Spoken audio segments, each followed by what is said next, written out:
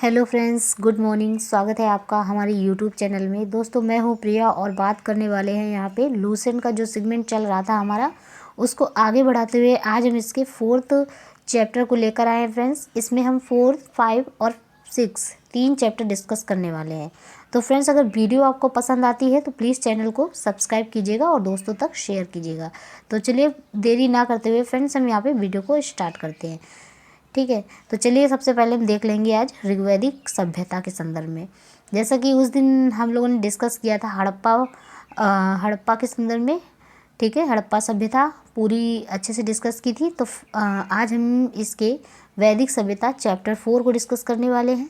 ठीक है, वीडियो को पूरा एंड तक देखिएगा, बीच में स्टॉप करके मत जाइएगा। ठीक है, तो चलिए वीडियो को स्टार्ट करते हैं। जैसा कि आपको पता है ऋग्वैदिक सभ्यता, ठीक है, इसके बारे में तो सबसे पहले हम बात कर लेते हैं। इसका विभाजन 2 भागों में हुआ है। ठीक है, वैदिक काल का जो विभाजन है वो 2 भागों में हुआ है। एक है आपका ऋग्वैदिक काल, जिसमें आपका टाइम पीरियड आता है 1500 से लेकर 1000 ईसा पूर्व भी आएगा। ठीक है, यहाँ पे देख सकते हैं आप 1500 से लेकर 1000 ईसा पूर्व, यानी कि बैक काउंटिंग यहाँ पे देख सकते हैं आप कि हो रही है। इसी प्रकार उत्तर वैदिक की यदि हम बात करते हैं तो 1000 से 600 ईसा पूर्व में किया गया है। आर्यों की यदि बात कर ले तो सर्वप्रथम आर्य जो है पंजाब और अफगानिस्तान में बसे थे। ठीक है, सर्वप्रथम आए थे मध्य एशिया से। ठीक है, इस मध्य एशिया से आए थे और पंजाब एवं अफगानिस्तान में सबसे पहले बसे थे। मैक्स मूलर ने आर्यों को जो मूल निवास स्थान बताया वो क्या बताया है? मध्य एशिया को ही बताया है। किसने बताया है? मैक्स मूलर ने। ठीक है, आर्यों द्वारा निर्मित सभ्यता को हम कौन सी सभ्यता कहलाई? वैदिक सभ्यता कहलाई। जिस सभ्यता का विकास आर्यों ने किया उस सभ्यता को हम वैदिक सभ्यता के नाम से आज जानते हैं। ठीक है, ये एक ग्रामीण सभ्यता थी। कैसी सभ्यता थी? ग्रामीण सभ्यता थी। दोस्तों, मैंने लास्ट चैप्टर में जो पढ़ा था हड़प्पा सभ्यता, उसमें यदि आपसे क्वेश्चन पूछा जाए कि हड़प्पा सभ्यता कैसी सभ्यता थी तो आप उसका आंसर क्या देंगे? कमेंट बॉक्स में कमेंट करके बताएंगे। ठीक है, तो यहाँ पे हम बात कर लेंगे वैदिक सभ्यता क्या कहलाई? ग्रामीण सभ्यता कहलाती थी। आर्यों की भाषा क्या थी? संस्कृत थी। ठीक है, तो अब हम बात कर लेते हैं नोट पॉइंट विशेषता काफ़ी इंपॉर्टेंट रहते हैं, तो प्लीज़ इनको ध्यान दिया कीजिए। देखिए, आर्य शब्द जो है भाषा समूह को इंगित करता है। किसको इंगित करता है? भाषा समूह को इंगित करता है। आर्यों की बात कर ले तो आर्यों की जो प्रशासनिक इकाई है वो आरोही क्रम से इन 5 भागों में बटा हुआ था। सबसे पहला आपका आता है कुल, फिर ग्राम, फिर विष, जन, राष्ट्र। ठीक है, एक बार में अच्छे से याद कर लीजिए इनको, आरोही क्रम से भी और अवरोही क्रम से भी इन्हें याद कर लीजिए। कुल, ग्राम, विष, जन, राष्ट्र। बैक से राष्ट्र, जन, विष, ग्राम, कुल। ठीक है, तो यहाँ पे ये चीज़ देख लीजिएगा। और ग्राम के जो मुखिया हैं उन्हें हम क्या कहलाते थे? ग्रामीणी कहलाते थे। जो ये वैदिक काल के गांव के जो मुखिया होते थे उन्हें ग्रामीणी कहा जाता था। जो ये विष का प्रधान होता था उन्हें विषपति के नाम से जाना जाता था। जन के जो शासक थे वो राजन कहलाते थे। ध्यान रखिएगा, जन के शासक को राजन कहलाते थे। राज्य अधिकारियों के पुरोहित और सेनानी प्रमुख थे। ठीक है, राज्य अधिकारियों में पुरोहित और सेनानी क्या थे? प्रमुख थे। वशिष्ठ रूढ़िवादी एवं विश्वामित्र उदार पुरोहित थे। तो फ्रेंड्स, यहाँ पे आप देख सकते हैं सूत, रथकार एवं कमादि नामक अधिकारी क्या कहलाते थे? रत्ती कहलाते थे। रत्ती कहे जाते थे। ये जो सूत, रथकार व कम्मादि नामक अधिकारी होते थे उन्हें रत्ती कहा जाता था। इनकी संख्या राजा सहित कुल कितनी थी? करीब 12 हुआ करती थी। पूरब जो थे वो कौन थे? तो दुर्गपति जो होते थे उन्हें पूरब कहा जाता था। स्पस कौन थे? तो जनता की गतिविधियों को जो देखने वाले गुप्तचर होते थे उन्हें हम स्पस कहते थे। फ्रेंड्स, जैसा कि आप यहाँ पे देख पा रहे होंगे कि एक सारणी बनी हुई है छोटी सी, जिसमें दिशा, उत्तर वैदिक शब्द और राजा का नाम दिया गया है। देखिए, दिशा का मतलब होता है कि पूर्व दिशा में पूर्व दिशा, पश्चिम और उत्तर, मध्य और दक्षिण, ये मतलब दिशाएं होती हैं। अब यहाँ पे बात कर लेते हैं उत्तर वैदिक शब्द। ठीक है। जो उत्तर वैदिक शब्द होते थे वो क्या होते थे? पूर्व का जो उत्तर वैदिक शब्द उसे हम प्राची के नाम से जानते थे, और यहाँ के जो राजा होते थे उन्हें हम सम्राट कहा करते थे। ठीक है, उन्हें सम्राट के नाम से जाना जाता था। पश्चिम की यदि बात करें तो ये प्रतीची कहलाते थे, और यहाँ पे जो राजा होते थे स्वराष्ट्र कहलाते थे। ठीक है, इसी प्रकार यहाँ पे उत्तर में उदीची, ठीक है, और विराट इस यहाँ पे कहलाते थे राजा, और उसके बाद में मध्य में राजा कहलाते थे, और दक्षिण में भोज के नाम से जाना जाता था उन्हें। ठीक है, राजा भोज। ठीक है, अब यहाँ पे बात कर लेते हैं वाजपति। वाजपति जो थे वो क्या थे? देखिए, गोचर भूमि का जो अधिकारी होता था उसे हम वाजपति के नाम से जानते थे। उग्र की बात करें तो उग्र तो जो होते थे वो अपराधियों को पकड़ने का कार्य करते थे, उग्र। ठीक है, अब हम बात कर लेते हैं ऋग्वेद में किसी तरह के न्यायाधिकारी का उल्लेख नहीं है। ये मतलब नोट पॉइंट है, इसको याद रखिएगा, काफ़ी इंपॉर्टेंट है ये। ठीक है, ऋग्वेद में किसी तरह का न्यायाधिकारी का उल्लेख नहीं है। अब हम बात कर लेते हैं नेक्स्ट पॉइंट की। तो यहाँ पे आप देख सकते हैं नेक्स्ट पॉइंट में सभा और समिति राजा को सलाह देने वाली संस्था थी।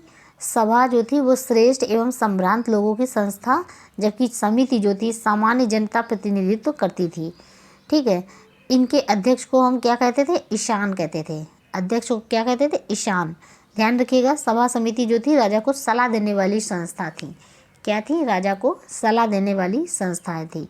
सभा श्रेष्ठ एवं संभ्रांत लोगों की संस्था थी, जबकि समिति किसके लिए थी? सामान्य जनता का प्रतिनिधित्व करती थी। इसके अध्यक्ष को हम लोग क्या कहते थे? ईशान कहते थे।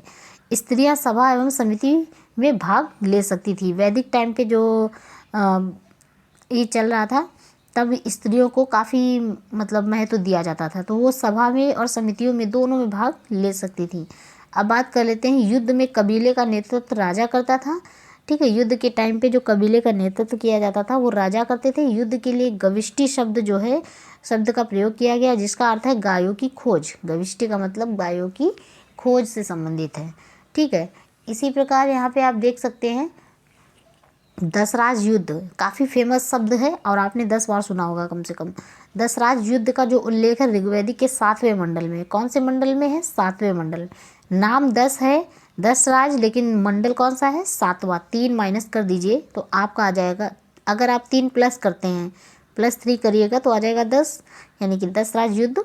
तो माइनस करने के बाद आपका 7वां मंडल हो जाएगा, है ना। तो इस प्रकार से आप माइनस प्लस करके यहाँ पे याद करने का अच्छा ट्रिक अपना सकते हैं। ठीक है, तो 10 राज युद्ध का जो उल्लेख है ऋग्वेदिक के कौन से मंडल में है? 7वें मंडल में है।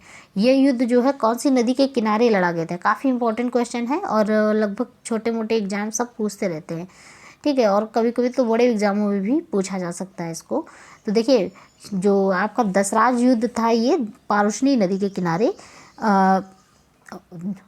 तट पर सुदास एवं 10 जनों के बीच लड़ा गया था। किसके किसके बीच? सुदास एवं 10 जनों के बीच में लड़ा गया था, जिसमें सुदास विजयी हुए थे। ठीक है, ध्यान रखिएगा। अब यहाँ पे एक छोटी सी सारणी और मिली हमको। ये जो छोटी छोटी सी सारणी या तालिका आपको दिख रही हैं, ये काफ़ी इंपॉर्टेंट होती है एग्जाम के लिए, क्योंकि यहाँ पे जो चीज़ें होती हैं वो बहुत ज़्यादा महत्वपूर्ण होती हैं। तो उपनिषदों की कुल संख्या की यदि हम बात करते हैं तो 108 है। टोटल उपनिषदों की संख्या है 108। महापुराणों की यदि हम बात कर ले तो ये है टोटल 18। वेदांग की संख्या कितनी है? 6 है। ये सारी चीज़ें हम आगे पढ़ चुके हैं। ठीक है, वेदांग कौन कौन से होते हैं ज़रा कमेंट करके आप लोग बताएंगे। ठीक है, तो चलिए यहाँ पे देख लेते हैं। ऋग्वैदिक समाज जो है वो 4 वर्णों में विभक्त था। ये वर्ण थे जिसमें आपका ब्राह्मण, क्षत्रिय, वैश्य और शूद्र थे। यह विभाजन व्यवसाय पर आधारित था। ऋग्वेदिक के 10वें मंडल के पुरुष सूक्त में चतुर्वर्णों का उल्लेख किया गया है। ठीक है, ऋग्वेदिक के कौन से मंडल में पुरुष सूक्त में चतुर्वर्णों का उल्लेख मिलता है? तो 10वें मंडल में मिलता है। ध्यान रखिएगा, 10वें मंडल में पुरुष सूक्त में चतुर्वर्णों का उल्लेख मिलता है। अब हम बात कर लेते हैं। इसमें कहा गया है कि ब्राह्मण परम पुरुष के मुख से, ब्राह्मण को मुख का स्थान दिया गया था, क्षत्रियों को उनकी भुजाओं का, वैश्यों को उनकी जांघों का और शूद्र को उनके पैरों से उत्पन्न हुए, ऐसा कहा गया है। आर्यों का समाज जो था वो कैसा था? पितृ प्रधान था। जबकि हड़प्पा सभ्यता का जो प्रधान समाज था वो कैसा था? मातृ सत्तात्मक था। ठीक है, तो इसके बाद देखिए यहाँ पे समाज की जो सबसे छोटी इकाई थी उसे हम परिवार या कुल थी, जिसका मुखिया कौन होता था? पिता होते थे, जिसे हम क्या कहते थे? कुलप। कुलप कहलाता था। अब बात कर रहे थे स्त्रियाँ इस काल में अपने पति के साथ यज्ञ में भाग ले सकती थी। यानी कि स्त्रियों को बहुत ज़्यादा इस टाइम पे सम्मान दिया जाता था और वो अपने पति के साथ यज्ञ में, सभा और समिति में सब में भाग ले सकती थी। ठीक है, अब बात कर लेते हैं बाल विवाह एवं पर्दा प्रथा का प्रचलन नहीं था। बचपन में किसी की शादी नहीं की जाती थी और पर्दा प्रथा को इतना महत्व नहीं दिया जाता था, उस टाइम पे प्रचलन नहीं था। विधवा अपने मृतक पति के छोटे भाई देवर से विवाह कर सकती थी। ठीक है, बाय चांस उसका होने वाला जो पति है उसकी अकस्मात डेथ हो जाती है तो वो अपने छोटे मतलब उनके छोटे भाई यानी देवर जी से शादी कर सकती थी। स्त्रियां जो थी वो शिक्षा ग्रहण करती थी। ठीक है, ऋग्वेद में लोपामुद्रा, घोषा, सिकता, अपाला एवं विश्वास जैसी विदुषी स्त्रियों का वर्णन किया गया है, जैसा कि आपने पढ़ा भी होगा। प्रमुख दर्शन एवं उसके प्रवर्तक की बात कर लेते हैं। यहाँ पे देखिए, चारवाक का नाम काफ़ी सुना होगा, ये फेमस दर्शन है और इनके जो प्रवर्तक थे चारवाक ही थे। चारवाक से चारवाक याद कर लीजिएगा, आसानी से याद हो जाएगा। योग की बात कर ले तो आपको तो अच्छे से पता होगा, योग यानी पतंजलि जी। ठीक है, अब सांख्य की बात कर ले तो सांख्य के लिए कपिल और न्याय गौतम। पूर्व मीमांसा की बात करें तो ये हैं जैमिनी। उत्तर मीमांसा में आपके बदरायण। पूर्व मीमांसा की यदि बात करें तो जैमिनी, उत्तर मीमांसा की बात करें तो बदरायण और वैशेषिक के लिए तो कणाद थे। ठीक है, तो ध्यान, कनाद या कणाद जो भी है, इस तरह से। ठीक है, अब हम बात कर लेते हैं गार्गी ने याज्ञवल्क्य को वाद विवाद की चुनौती दी थी। किसने दी थी? गार्गी ने याज्ञवल्क्य को वाद विवाद की चुनौती दी थी। ये क्वेश्चन मोस्टली देखा मैंने काफ़ी जगह पूछा जाता है। जीवन भर अविवाहित रहने वाली स्त्री को क्या कहलाती थी इस टाइम पीरियड में? तो अमाजू कहलाती थी। ठीक है, जीवन भर जो स्त्री विवाह नहीं करती थी उसे अमाजू के नाम से जाना जाता था। अब बात करते हैं जीविकापार्जन के लिए वेद वेदांग पढ़ने वाला जो अध्यापक होता था उसे उपाध्याय कहलाता था। क्या कहलाता था? उपाध्याय। जीविकापार्जन के लिए वेद वेदांग पढ़ने वाला जो अध्यापक था उपाध्याय कहलाता था। अब बात कर लेते हैं यहाँ पे नेक्स्ट में हम देख लेते हैं यहाँ पे आर्यों का जो मुख्य पेय पदार्थ था वो क्या कहलाता था? सोमरस। ठीक है, वह सोमरस का नामक पेय पदार्थ पीते थे। यह वनस्पति से बनाया जाता था। आर्य मुख्यतः 3 प्रकार के वस्त्रों का उपयोग करते थे, ध्यान रखिएगा। वनस्पति से ये बनता था सोमरस और आर्य जो थे वो मुख्यतः 3 प्रकार के वस्त्रों का उपयोग करते थे। पहला वास, दूसरा अधिवास, तीसरा उषिद। ठीक है, उषिस है। यहाँ पे देख लीजिए आप, अंदर पहनने वाले कपड़ों को नीवी कहलाते थे। क्या कहलाते थे? नीवी। ठीक है, आर्यों के मनोरंजन के मुख्य साधनों की यदि हम बात करें तो संगीत था, रथ दौड़ था, घुड़दौड़ था एवं घृत कीड़ा था। ठीक है, दूध कीड़ा। तो फ्रेंड्स यहाँ पे बात कर लेते हैं आर्यों का मुख्य व्यवसाय क्या था? पशुपालन था और कृषि था। ठीक है, महर्षि कणाद की यदि बात करें तो भारतीय परमाणुवाद के जनक कहलाते हैं। ध्यान रखिएगा, भारतीय परमाणुवाद के जनक कौन कहलाते हैं? तो महर्षि कणाद कहलाते हैं। ठीक है, गाय को अगन्या यानी कि गाय को क्या कहा जाता था? अगन्या कहा जाता था। ना मारे जाने योग्य पशु को अगन्या कहा जाता है। ठीक है, इस श्रेणी में रखा जाता था गाय को। पूज्यनीय थी काफ़ी, यहाँ पे पूजा उनकी हुआ करती थी। गाय की हत्या करने वाले या उसे घायल करने वाले के लिए वेदों में मृत्युदंड अथवा देश से निकाले जाने की व्यवस्था थी। ठीक है, अगर ये चीज़ आज भी चले तो बहुत मतलब अच्छा रहेगा, क्योंकि गाय पूजनीय है पशु और उसको मारने वाला उसको दंडनीय अपराध माना जाना चाहिए और उसको दंड देना चाहिए। ठीक है, इसी प्रकार यहाँ पे एक चीज़ और देख लीजिए, एक सारणी और मिल चुकी है हमें। तो फ्रेंड्स यहाँ पे आप देख सकते हैं ऋग्वैदिक काल की नदियों की यहाँ पे वर्णन किया गया है। प्राचीन नाम क्या था और आधुनिक नाम क्या है? जैसे कुभा और क्रमु 2 नदियों का नाम आपने सुना होगा। ये दोनों अफगानिस्तान की नदियाँ हैं, जो कि आपकी जो ये है क्रुब जो है आपकी कुर्रम, अब इसका आधुनिक नाम हो गया है। और जो कुबा थी वो काबुल, इसका आधुनिक नाम हो गया। वितस्ता जो है इसका आधुनिक नाम झेलम, आस्किनी का चिनाब, पारुशनी का रावी, सतुद्री को सतलज। ठीक है, इसी प्रकार यहाँ पे आप देख सकते हैं विपाशा को व्यास, सदानीरा को गंडक और ध्याती जो थी आपकी घग्गर नदी के नाम से विख्यात है और गोमती जो है गोमल और सुवस्तु जो है स्वात नदी के नाम से जानी जाती है आज के टाइम पे। ठीक है। अब आर्यों का प्रिय पशु क्या होता था, तो ये घोड़ा, घुड़सवारी बहुत ज़्यादा इन लोगों को पसंद थी, इसलिए इनका जो प्रिय पशु था वो घोड़ा था। ठीक है। सर्वाधिक प्रिय देवता की यदि बात करें, आर्यों के कौन से सर्वाधिक प्रिय देवता हुआ करते थे, तो इंद्र हुआ करते थे। ध्यान रखिएगा, कौन होते थे, इंद्र। और उनका फेवरेट पशु तो ये हुआ करता था घोड़ा। आर्यों द्वारा खोजी गई जो धातु थी वो क्या थी, लोहा। लोहा को सर्वप्रथम आर्यों ने खोजा था। अब ध्यान रखिएगा, हड़प्पा टाइम पे आपने तांबा और कांसा का अध्ययन किया था। अब यहाँ पे आप लोहे की खोज दिख रही है आपको कि लोहे को सर्वप्रथम किसने खोजा था, आर्यों ने खोजा था। ठीक है। अब जब वो लोग बसने की व्यवस्था हो गई, पूरा रहने की व्यवस्था हो गई, ठीक है, अब जानवरों को भी पालना सीख लिया, अनाज उगाना सीख लिया, हर चीज़ जब उन लोगों ने कर ली, तो फाइनली उन्होंने तांबे का भी तांबे का मतलब खोजा और आविष्कार किया। और इसी प्रकार यहाँ पे उन्होंने कांसा भी खोजा। अब हम बात कर लेते हैं लोहे की। तो आर्यों ने फिर लोहे का खोज किया, और लोहे के खोज से हर एक चीज़ एकदम आगे बढ़ी। जैसे कि लोहे की खोज के चलते उन्होंने अच्छे अच्छे औजार बनाए, और जिससे उन्होंने कृषि में बहुत फोकस किया, और हर चीज़ों में उन्होंने बहुत फोकस किया। गाड़ियाँ बनाई यात्रा करने के लिए, ऐसे ऐसे करके सब कुछ आगे बढ़ता गया, जिसे श्याम अयस कहा जाता था। ठीक है। आर्यों ने खोज की थी लोहे को, जिसे क्या कहा जाता है, श्याम अयस। ठीक है। तांबे को लोहित अयस कहा जाता था उस टाइम पे। श्याम अयस, श्याम का मतलब होता है काला, अयस, ठीक है, अयस या अयस का आप कह सकते हैं। तो श्याम अयस यानी कि लोहा, लोहित अयस यानी तांबा। ठीक है। अब भारतीयों को लोहे का ज्ञान जो था वो ईसा पूर्व 8वीं सदी से प्राप्त हुआ है।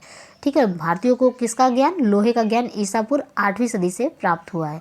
व्यापार हेतु दूर दूर तक जाने वाला जो व्यक्ति, उसे हम क्या कहलाते थे, उस टाइम पे क्या कहा जाता था, तो पड़ी कहा जाता था। ध्यान रखिएगा, पड़ी कहा जाता था। अब बात कर लेते हैं लेन देन में वस्तु विनिमय की जो प्रणाली है प्रचलित थी। ठीक है। वस्तु विनिमय प्रणाली जो थी वो प्रचलित थी, यानी कि आप ये सामान के बदले सम्मान देते थे। यानी कि अगर आपको 1 किलो चीनी चाहिए तो आप दूसरे से 1 किलो चावल ले लें, ऐसे करके।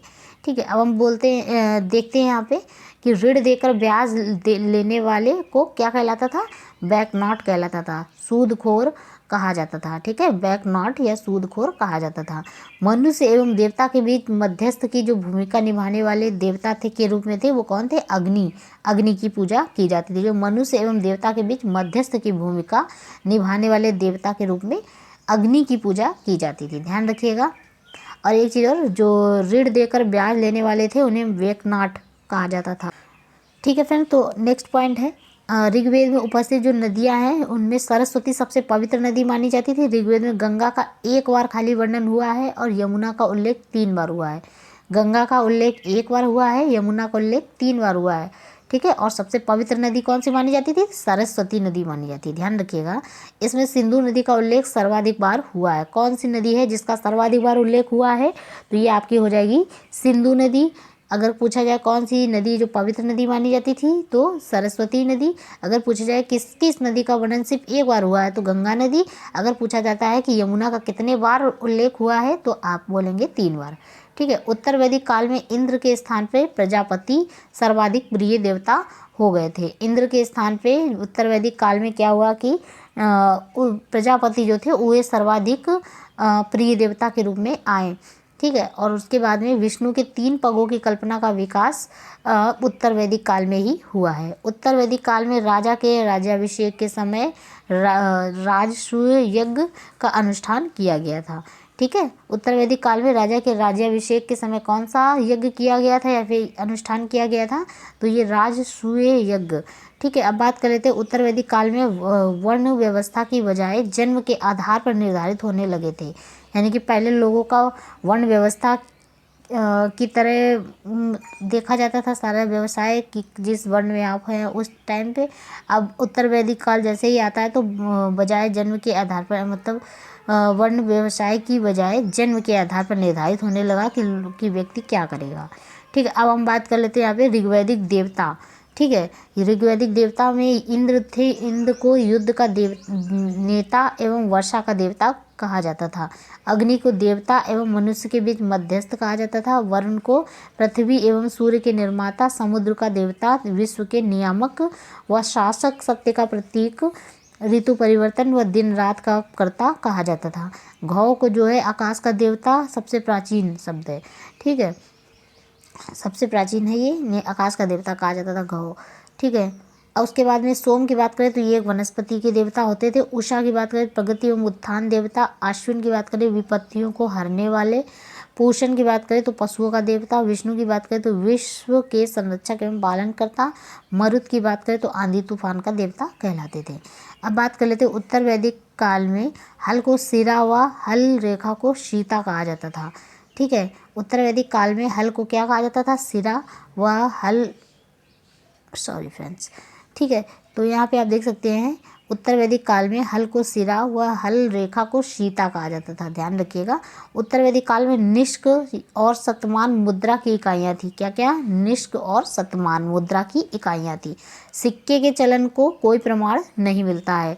सांख्य दर्शन की यदि बात करें तो भारत के सभी दर्शनों में सबसे प्राचीन दर्शन था आपका सांख्य दर्शन। सांख्य दर्शन क्या था? सबसे प्राचीन दर्शन था। इसके अनुसार जो मूल तत्व थे वो कैसे थे? 25 थे, 25 मूल तत्व थे, जिसमें प्रकृति पहला तत्व था, ठीक है। 25 टोटल मूल तत्व थे, इसमें से प्रकृति को सबसे पहला तत्व माना गया है। सत्यमेव जयते की बात कर लेते हैं यहाँ पे। तो सत्यमेव जयते था वो मुंडक उपनिषद से लिया गया है और इस उपनिषद में यज्ञ की तुलना फूटी नाव से की गई है। किस में? तो सत्यमेव जयते में किससे लिया गया? मुंडक उपनिषद से लिया गया है।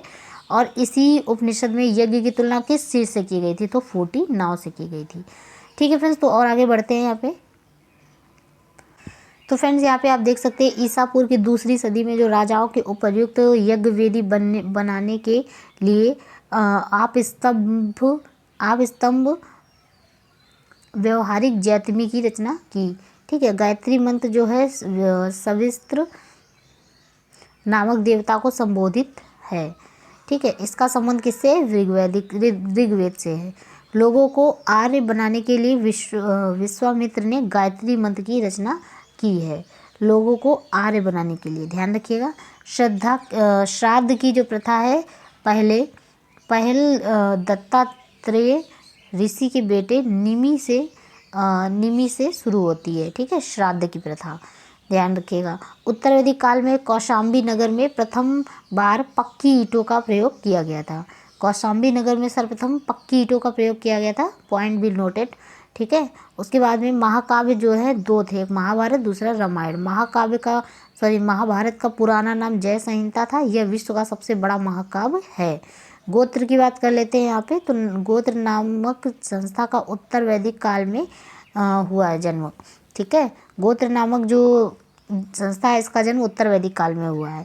अब बात कर लेते हैं नोट पॉइंट की। तो यहाँ पे वेदांत दर्शन के जो मौलिक ग्रंथ है जिनका नाम है ब्रह्मसूत्र, वेदांग सूत्र की रचना किसने की थी? तो बद्रायण ने की थी, ध्यान रखिएगा। वेदांग सूत्र की रचना बद्रायण ने की थी, या फिर ब्रह्मसूत्र भी है, ठीक है। अब बात कर लेते हैं यहाँ पे फ्रेंड्स, हमारा चैप्टर नंबर 5 स्टार्ट होता है जिसमें हम महाजनपदों का उदय देखेंगे, ठीक है। महाजनपदों का उदय देख लेते हैं।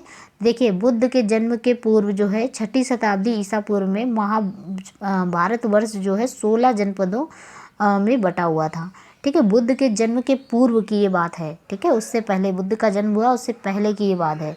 तो यहाँ पे 6वीं शताब्दी ईसा पूर्व में भारतवर्ष में 16 जनपदों का में बांटा गया। इसकी जानकारी हमें किस में मिलती है? 16 जनपदों का अंगुत्तर निकाय में, ध्यान रखिएगा। बौद्ध ग्रंथ है एक अंगुत्तर निकाय, उसमें आपको 16 जनपदों की जानकारी मिलेगी।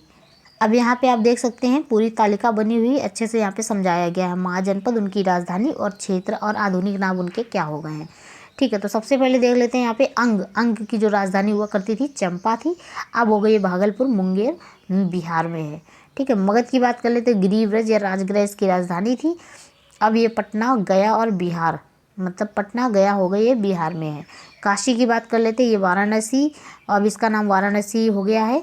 तो इसकी राजधानी काशी की थी वाराणसी, अब इसका नाम वाराणसी के आसपास हो गया है, ये उत्तर प्रदेश में है, ठीक है। अब बात कर लेते हैं वत्स की, ये कौशाम्बी में है, इलाहाबाद के आसपास है, उत्तर प्रदेश में। वज्जी की बात कर ले तो वैशाली विदेह में थी, मिथिला, ठीक है। वैशाली जो है अब मुजफ्फरपुर एवं दरभंगा के आसपास का क्षेत्र है, ठीक है। अब यहाँ पे बात कर लेते हैं कौशल की, 6 नंबर पे है कौशल जो थी इसकी राजधानी थी श्रावस्ती और फैजाबाद, गोंडा, बहराइच उत्तर प्रदेश में है ये।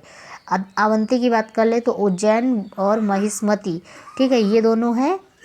ठीक है फ्रेंड्स, तो इसी प्रकार यहाँ पे आप देख सकते हैं अवंती, उज्जैन, महिष्मती जो है ये मालवा मध्य प्रदेश में है। अब बात कर लेते हैं मल्ल की, तो ये कुशावती है मल्ल, जिसमें देवरिया में है, बस्ती में है और गोरखपुर उत्तर प्रदेश में है। और इसी प्रकार पांचाल जो है इसकी राजधानी थी अहिच्छत्र या काम्पिल, ठीक है, ये आपका बरेली में, बदायूं में और ये फर्रुखाबाद उत्तर प्रदेश में है।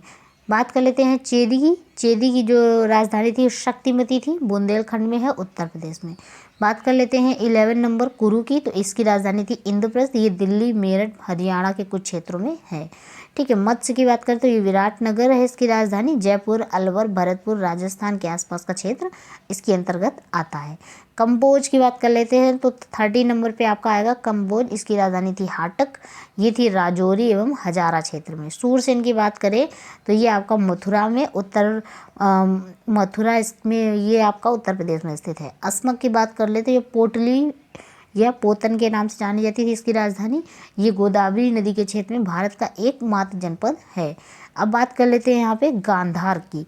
गांधार जो है ये तक्षशिला इसकी राजधानी हुआ करती थी और रावलपिंडी एवं मतलब गांधार को इसकी राजधानी थी तक्षशिला, रावलपिंडी एवं पेशावर आधुनिक नाम है, ये अब चला गया है पाकिस्तान में। ठीक है, अब बात कर लेते हैं यहाँ पे जैन के संदर्भ में।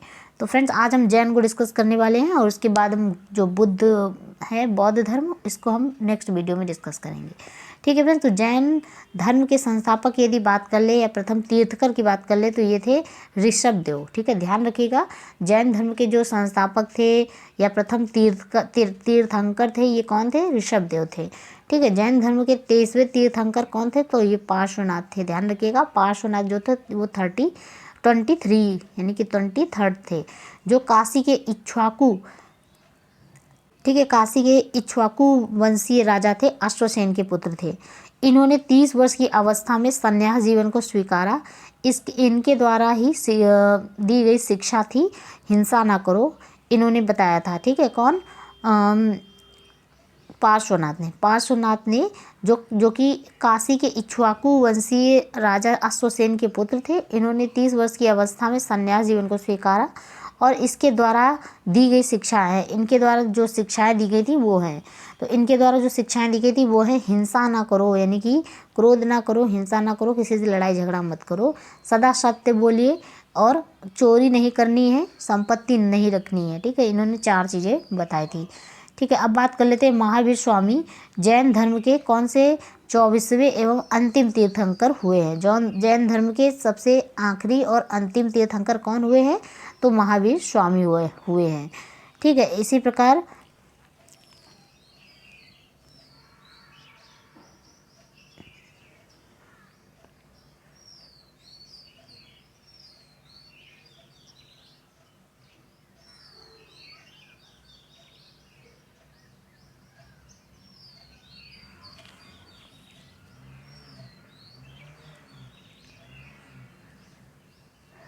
एक मिनट रुकिए फ्रेंड्स।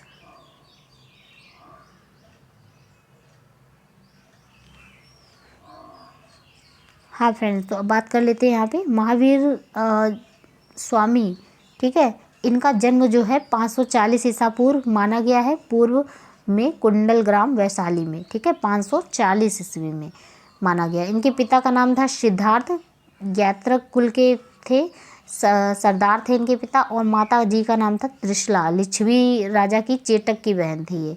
ठीक है, तो ये चीज़ ध्यान रखिएगा, जो इनकी माता थी इनका नाम त्रिशला, लिच्छवी राजा चेटक की बहन थी, पिताजी का नाम था सिद्धार्थ, ज्ञात्रक कुल के सरदार थे। ठीक है, महावीर की जो पत्नी थी इनका नाम क्या था? यशोदा इनकी पत्नी का नाम था, एवं इनकी जो एक पुत्री थी, सॉरी यहाँ पे हमें लग रहा है थोड़ा सा फ्रेंड्स, यहाँ पे देखिए अच्छे से इसको। ठीक है फ्रेंड्स, तो ये कुछ अच्छे से डिस्कस कर लिया कि जैन धर्म के संस्थापक मैंने बता ही दिया कि ऋषभदेव थे, ये प्रथम तीर्थंकर भी थे। जैन धर्म के 23वें तीर्थकार जो थे तीर्थंकर थे वो पार्श्वनाथ थे, इक्ष्वाकु वंशी राजा अश्वसेन के पुत्र थे। इन 30 वर्ष की अवस्था में इन्होंने संन्यास जीवन को स्वीकारा और उन्होंने शिक्षाएं दी 4, हिंसा ना करिए, सत्य बोलिए, चोरी ना करना, संपत्ति ना रखना। महावीर स्वामी की बात कर लेते हैं। अब ये 24वें नंबर के तीर्थंकर थे, ठीक है, और अंतिम भी थे। उसके बाद में महावीर का जन्म बात कर ले तो ये 540 ईसा पूर्व में कुंडलग्राम वैशाली में हुआ था। महावीर का जन्म कहाँ हुआ था? 1540 में कुंडलग्राम वैशाली में हुआ था। इनके पिता का नाम सिद्धार्थ था, ये जो कि एक ज्ञात्रक कुल के सरदार थे, और माता जी का नाम त्रिशला था जो लिच्छवी राजा चेटक की बहन थी, ठीक है। महावीर की पत्नी का नाम क्या था? यशोदा नाम था इनकी पत्नी का, और एक पुत्री थी जिसका नाम था अनुजा, ठीक है। महावीर की पत्नी का नाम यशोदा, पुत्री का नाम अनुजा प्रियदर्शिनी था, ठीक है। महावीर के बचपन का क्या नाम था? वर्धमान था। महावीर के बचपन का नाम वर्धमान था। उन्होंने 30 वर्ष की उम्र में उन्होंने माता पिता मृत्यु के पश्चात अपने बड़े भाई नंदीवर्धन से अनुमति लेकर संन्यास जीवन को स्वीकारा था। इसी के साथ चलिए आगे बढ़ते हैं फ्रेंड्स। तो जैसा कि आप यहाँ पे फ्रेंड्स यहाँ पे और भी बचा हुआ है थोड़ा सा, उसको भी देख लेते हैं, उसके बाद ख़त्म करते हैं। तो देखिए यहाँ पे 12 वर्षों की कठिन तपस्या के बाद महावीर की जाम्बिक के समीप, ठीक है, जाम्बिक के समीप ऋजुपालिका नदी के तट पर साल वृक्ष के नीचे तपस्या करते हुए संपूर्ण ज्ञान का बोध हुआ। इसी समय महावीर जिन विजेता, अरहत, पूज्य और निर्ग्रंथ बंधन रहित कहलाए, ठीक है। महावीर ने अपना उपदेश जो है प्राकृत या अर्धमागधी भाषा में दिया। महावीर के अनुयायियों के मूलतः निग्रंथ कहा जाता था। महावीर के प्रथम अनुयायी थे उनके दामाद थे जिनका नाम था जमाली, ठीक है। प्रथम जैन भिक्षुणी जो थे वो नरेश दधिवाहन की पुत्री थी चंपा, ठीक है। और उसके बाद में महावीर ने अपने शिष्यों को 11 गणधरों में विभाजित किया था। कितने गणधरों में? 11 गणधरों में। इसी प्रकार यहाँ पे देखिए आर्य जो थे वो आर्य सुधर्मा अकेला ऐसा गांधर था जो महावीर की मृत्यु के बाद भी जीवित रहा, और जो जैन धर्म का प्रथम थेरा या मुख्य उपदेशक हुआ। स्वामी महावीर के भिक्षुणी संघ की प्रधान चंदना थी, ठीक है। अब इसी प्रकार यहाँ पे अब हम देखेंगे प्रमुख जैन तीर्थंकर और उनके प्रतीक चिन्ह क्या है, ठीक है। तो यहाँ पे देख सकते हैं आप ऋषभदेव जो थे वो प्रथम जैन तीर्थंकर थे और संस्थापक भी थे जैन धर्म के। तो इनका जो प्रतीक चिन्ह था वो क्या था? सांड था। अजीतनाथ जो थे वो द्वितीय थे, इनका प्रतीक चिन्ह हाथी था। जो संभव थे इनका तृतीय नंबर के थे, ये इनका जो प्रतीक चिन्ह था वो घोड़ा था, ठीक है। संपास जो है आपका ये 7वें नंबर का यानी कि 7वें नंबर का था। स्वास्तिक इनका चिन्ह था। शांति 16वें नंबर का था, इनका चिन्ह था हिरण। इसी प्रकार अरनाथ जो है ये 18वां था, इनका जो प्रतीक चिन्ह था वो मीन था। नामी जो था 21वें थे, इनका नीलकमल था। और नरिष्टनेमी जो थे ये 22वें थे, इनका शंख। अरिष्टनेमी जो थे वो 22वें नंबर के थे, इनका शंख था। पार्श्व जो थे ये 23वें नंबर के थे, सर्प था इनका पार्श्व। और महावीर स्वामी 24वें नंबर के थे, इनका था शेर, सिंह, ध्यान रखिएगा। 2 जैन तीर्थंकरों के ऋषभदेव एवं अरिष्टनेमी के नामों का उल्लेख आप इसमें ऋग्वेद में मिलता है। 2 थे जिनका जो है ऋग्वेद में नाम उल्लेख मिलता है। एक थे ऋषभदेव, दूसरे थे अरिष्टनेमी, ठीक है। अरिष्टनेमी को भगवान कृष्ण का निकट संबंधी माना जाता है। किसे? अरिष्टनेमी को भगवान कृष्ण का निकट संबंधी माना जाता है। अब बात कर लेते हैं लगभग 300 ईसा पूर्व में मगध में 12 वर्षों का भीषण अकाल पड़ा, जिसके कारण जो भद्रबाहु थे अपने शिष्यों सहित कर्नाटक चले गए, ठीक है। किंतु कुछ अनुयायी स्थूलभद्र के साथ मगध में ही रुक गए। भद्रबाहु के जो वापस लौटने पर मगध के जो साधुओं ने से उनका गहरा मतभेद हो गया, और इसके परिणाम स्वरूप जैन मत श्वेतांबर और दिगंबर नामक 2 संप्रदायों में बट गया, ठीक है। तो स्थूलभद्र के जो शिष्य थे श्वेतांबर कहलाए, श्वेत वस्त्र धारण करने वाले थे, और भद्रबाहु के जो शिष्य थे वो दिगंबर कहलाए, जो कि नग्न रहने वाले थे, ठीक है, वो दिगंबर कहलाए। अब बात कर लेते हैं जैन संगीतियों की। तो जैन 2 संगीतियाँ हुई थी मात्र। एक प्रथम जो थी वो 300 ईसा पूर्व में पाटलिपुत्र में हुई थी, जिसके अध्यक्ष थे स्थूलभद्र। द्वितीय हुई थी 512 में वल्लभी गुजरात में, जो कि क्षमा श्रवण इनके अध्यक्ष हुए थे, ठीक है। अब जैन धर्म की बात कर लेते हैं। त्रिरत्न के नाम से किसे जाना जाता है? त्रिरत्न, ठीक है। एक क्वेश्चन आता है त्रिरत्न, तो ध्यान रखिएगा। त्रिरत्न यानी कि सम्यक दर्शन, सम्यक ज्ञान और सम्यक आचरण, ठीक है। अब त्रिरत्न के अनुशीलन में निम्न 5 महाव्रतों का पालन अनिवार्य है, जिसमें आपका अहिंसा, सत्यवचन, आस्तेय, अपरिग्रह एवं ब्रह्मचर्य। ठीक है। अब जैन धर्म के 4 वरों में आपका आएगा शिक्षा, अन्य, चिकित्सा, आवास के लिए सिद्धांत ने इसे लोकप्रिय बनाने में मदद की है। जैन धर्म में ईश्वर की मान्यता नहीं है। जैन धर्म में आत्मा की मान्यता है, ईश्वर की मान्यता नहीं है जैन धर्म में, लेकिन आत्मा की मान्यता है। महावीर पुनर्जन्म एवं कर्मवाद में विश्वास करते थे। पुनर्जन्म और कर्मवाद में विश्वास करते थे। जैन धर्म के सप्तभंगी ज्ञान के अन्य नाम है स्यादवाद, अनेकांतवाद। जैन धर्म में अपने आध्यात्मिक विचारों को सांख्य दर्शन से ग्रहण किया है। जैन धर्म मानने वाले कुल जो राजा थे उदयन थे, वंद राजा थे, चंद्रगुप्त मौर्य थे, कलिंग नरेश खारवेल थे और राष्ट्रकूट राजा थे और अमोद वर्ष थे। चंदेल शासक भी थे। मंसूर के गंग वंश के जो मंत्री थे चामुंड, इनके प्रोत्साहन से कर्नाटक के श्रवण बेलगोला में 10वीं शताब्दी के मध्य जो है भाग में विशाल बाहुबली की मूर्ति गोमतेश्वर की मूर्ति का निर्माण किया गया था। अब बात कर लेते हैं गोमतेश्वर की प्रतिमा कार्योत्सर्ग मुद्रा में है। महावीर तपस्या की इस मुद्रा में अपने चारों ओर वातावरण के अभिज्ञ हैं। उनके पैरों में सांप लपेटे हुए हैं और चींटियों ने मिट्टी के घरौंदे बना लिए हैं। यह मूर्ति जो है ये 18 मीटर ऊंची है और एक ही चट्टान को काटकर बनाई गई थी। ध्यान रखिएगा, ये काफ़ी इम्पोर्टेंट फैक्ट था। ठीक है। अब बात कर लेते हैं यहाँ पे खजुराहो के जैन मंदिरों की। तो खजुराहो में जो जैन मंदिर है इनका निर्माण चंदेलों ने कराया था। मौर्योत्तर युग में मथुरा जैन धर्म के लिए प्रसिद्ध केंद्र था। कौन? मथुरा कला का संबंध जैन धर्म से है। उसी प्रकार यहाँ पे आप देख सकते हैं जैन तीर्थकर जो थे, ठीक है, जैन 3 तीर्थंकर जो थे जीवनी भद्र बाहु द्वारा रचित कल्पसूत्र में हैं। 72 वर्ष की आयु में महावीर की मृत्यु कहाँ पे हुई थी? तो इन्हें निर्वाण प्राप्त होता है 468 ईसा पूर्व में बिहार राज्य के पावापुरी जो कि राजगीर में है। ठीक है। बिहार के पावापुरी में इनका निधन हो जाता है। मल्ल राजा थे सृष्टिपाल। ठीक है। सृष्टिपाल जो थे मल्ल राजा, इन्होंने राजप्रसाद में महावीर स्वामी को निर्वाण प्राप्त हुआ था। इस प्रकार फ्रेंड्स हमारा चैप्टर खत्म हो जाता है। मिलते हैं अब आपसे नेक्स्ट वीडियो में नेक्स्ट अपडेट के साथ। वीडियो पसंद आया हो तो चैनल को जरूर सब्सक्राइब करें और अपने फ्रेंड्स तक शेयर करें। पूरी यहाँ पे हम लूसेंट कवर करने की पूरी कोशिश करेंगे, जिसमें अभी हमारा जो सेगमेंट है वो इसका चल रहा है एंशिएंट हिस्ट्री का, तो जिसमें से हम कल बात करने वाले हैं बौद्ध धर्म की। तो फ्रेंड्स मिलते हैं आपसे नेक्स्ट वीडियो में नेक्स्ट अपडेट के साथ। तब तक के लिए जय हिंद।